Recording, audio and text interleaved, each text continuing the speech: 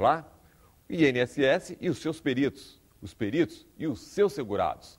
Nós não estamos falando com certeza de uma relação tranquila, às vezes marcada por incompreensão, descaso, violência. Já tivemos 2 médicos peritos assassinados. Será que a sociedade quer o terceiro para reestruturar a nossa carreira? Tem uma coisa que no INSS se chama estoque. Quando eu entrei lá, eu pensei que quando eu cheguei no INSS, estoque, eu pensei que estoque, a gente pensa de papel, é de gente, de carne humana, de pessoas, né?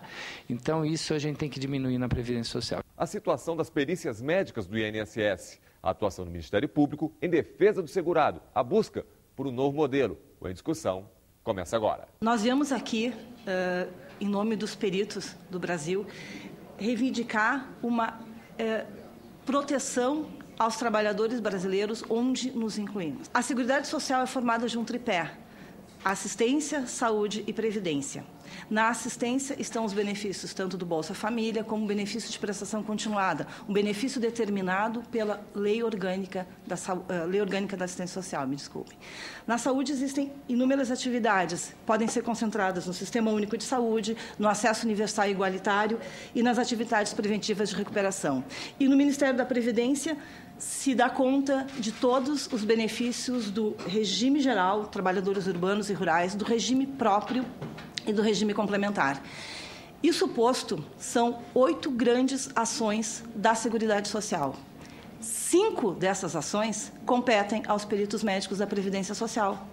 100% das análises do benefício de prestação continuada, que vem a ser hoje o maior programa de transferência de renda, que retira pessoas do nível absoluto de pobreza e os coloca no nível de cidadania, é avaliado pelo perito médico da Previdência Social. Os servidores públicos dos diversos regimes, quando adoecem e adoecem gravemente e com uma frequência muito maior do que é divulgado, também são avaliados pelos peritos médicos da Previdência Social, do INSS. As atividades de prevenção e fiscalização de ambientes de trabalho, pela insuficiência de quadros ou pelo esvaziamento do Ministério do Trabalho, é de atribuição do perito da Previdência Social. E a face que é conhecida do nosso trabalho é a perícia, que nós chamamos internamente de ponta, aquela em que o segurado ou requerente chega para ter o reconhecimento do seu benefício. Chegamos, então, a uma situação em que um quadro que corresponde a cerca de 11% do quadro da Previdência Social é responsável por 70% dos requerimentos pleiteados no balcão da Previdência. Alguma coisa está muito errada. A perícia não é realizada só no consultório. O perito emburrece. Hoje ele está submetido a uma carga de trabalho de 9 horas. Ele tem que sair do consultório, ele tem que fiscalizar o ambiente do trabalho, ele tem que interagir. E o empresário, por que não propormos aqui nesta casa para que o empresário assuma a responsabilidade por um período maior de afastamento? Por que só 15 dias?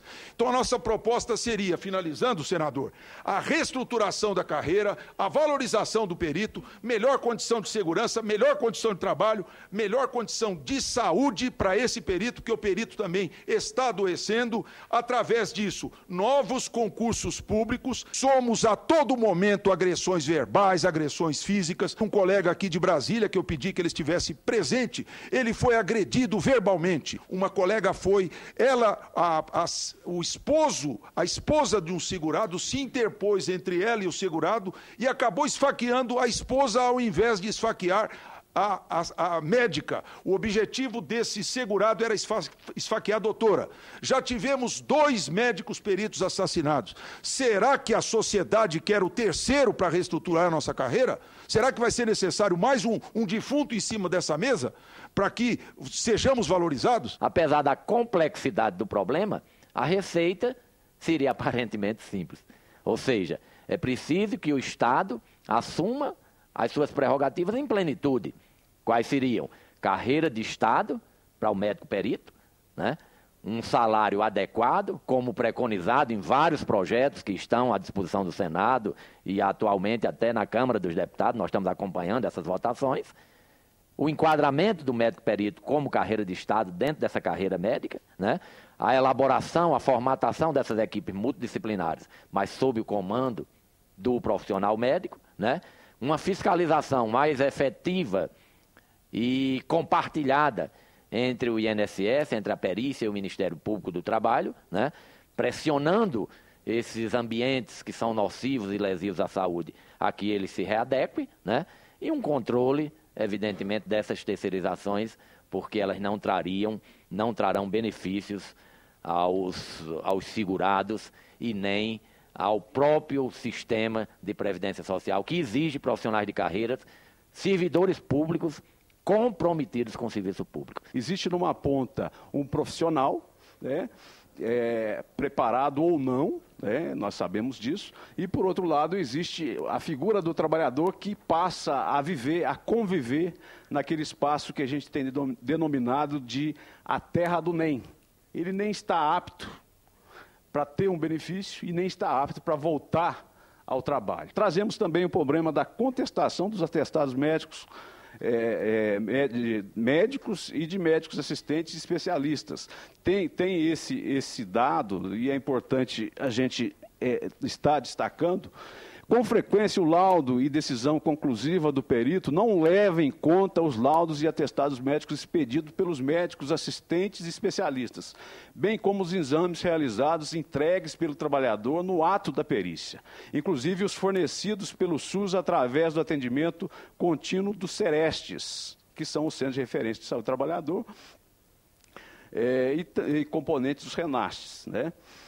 Ao não aceitar o laudo de outro médico especialista com exames pertinentes que declara incapacitação para o trabalho, há a evidente necessidade de uma justificativa fundamentada tecnicamente no processo por parte do perito, o que normalmente não ocorre, embora tal prática seja instituída legalmente no capítulo 10, documentos médicos, dos artigos 80, 87 e 88 do Código de Ética Médica. Porque o Ministério Público, como fiscal da lei, colocou o dedo no INSS e o Judiciário aceitou, porque o INSS não cumpre a legislação de não haver interrupção de pagamento ao trabalhador que se acidenta, ao trabalhador que adoece.